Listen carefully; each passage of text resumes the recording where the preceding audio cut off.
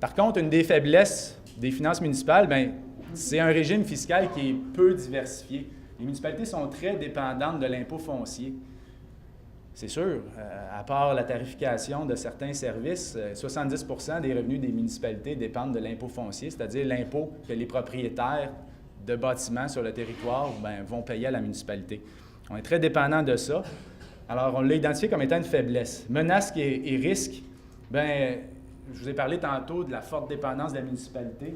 Ça va vous toucher peut-être un petit peu plus en matière d'aménagement du territoire, mais vu que les municipalités sont très dépendantes de l'impôt foncier pour garantir, pour augmenter leurs revenus, bien, d'une certaine manière, les municipalités vont être tentées là, d'étendre leur périmètre urbain le plus vite possible, le plus rapidement possible, ce qui fait que le phénomène d'étalement urbain, on l'a vu exploser au Québec dans les dernières années.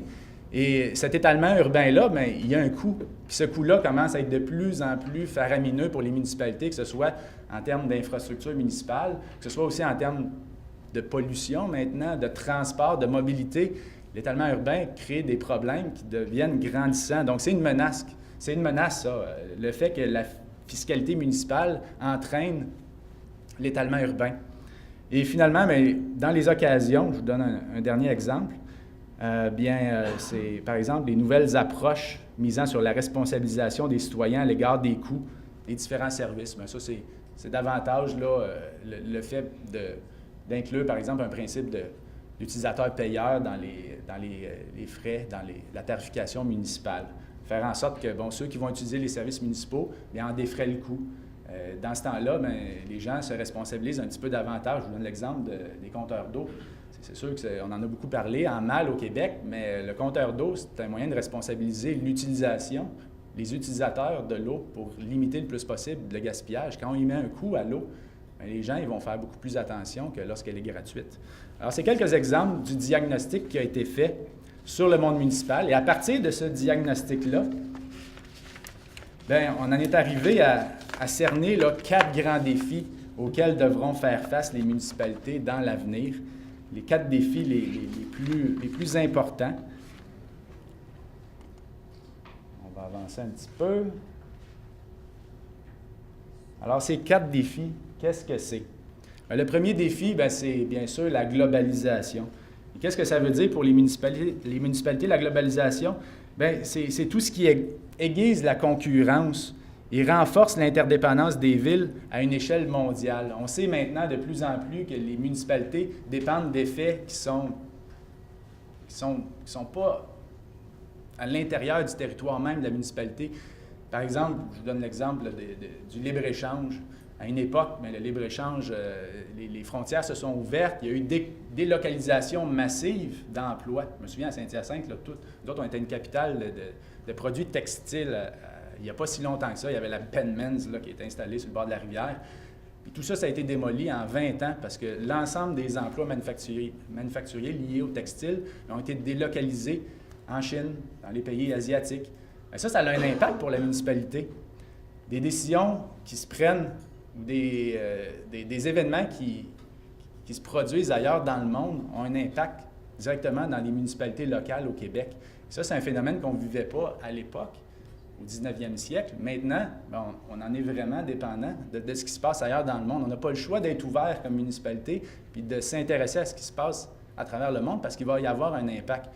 Je pourrais vous parler, par exemple, des municipalités rurales, tout l'aspect agricole, les terres agricoles, la survie des entreprises agricoles qui est liée à des prix du marché que personne ne contrôle nécessairement. On est dans un monde maintenant où on est interdépendant, on n'a pas le choix. Il faut être capable de s'ajuster, puis les municipalités sont aussi en compétition les unes les autres, pas uniquement à travers le Québec, mais également Montréal est en compétition avec Paris, est en compétition avec New York, Boston.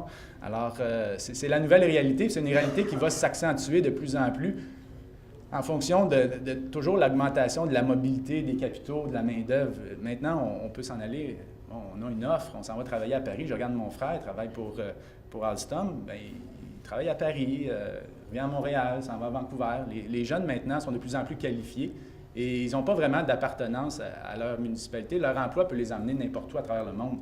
Donc, c'est tout un défi à relever pour la municipalité d'être capable de garder ces gens-là sur leur territoire, de faire en sorte que la municipalité est tellement attractive que les jeunes vont décider, ben moi, je fais du télétravail, mais je vais décider de m'établir à Saint-Hyacinthe ou à Drummondville. Deuxième défi, ben, c'est toute la question énergie, climat, réchauffement climatique, réchauffement de la planète. Et qu'est-ce que ça l'amène? Ben, c'est ce défi-là, c'est que de plus en plus, on vit des événements incontrôlables qui sont liés à la nature qu'on ne vivait pas nécessairement à l'époque. Par exemple, les pluies diluviennes. C'est rare avant qu'on avait des pluies là, qui ressemblaient à ce que Cuba reçoit là, pendant les tempêtes tropicales, mais ça arrive de plus en plus souvent ici au Québec. Il faut s'ajuster parce que nos réseaux d'égouts, par exemple, chez nous à Saint-Hyacinthe, 70% de notre réseau à l'époque avait été construit en combiné. Mais là, à un moment donné, c'est parce que nous autres, à la station d'épuration, on n'est pas capable d'absorber toute l'eau qui va nous tomber dessus quand il y a une pluie diluvienne de type tropical. Alors, il faut tout ajuster nos infrastructures. C'est sûr que ça se fait tranquillement, mais c'est tout un défi.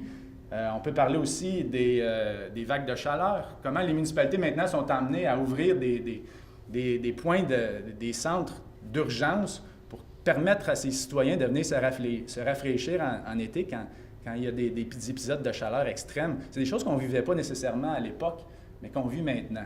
Des fois, il y a d'autres avantages aussi. On reçoit moins de neige, mais ça, c'est sûr que d'un côté, bien, l'hiver, lui, change également.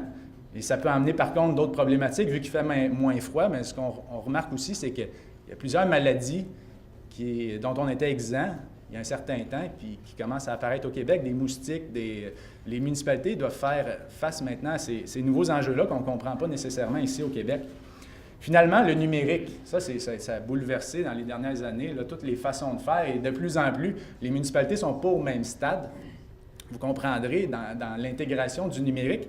Mais ce que je trouvais intéressant, c'est que votre colloque a comme objectif de faire en sorte comment les organisations publiques là, ont su relever le défi de rendre certaines de leurs données disponibles sur le web et comment d'autres l'ont fait tout en permettant la rétroaction des citoyens. Moi, je trouve ça extrêmement intéressant parce que le numérique, c'est ça pour une municipalité.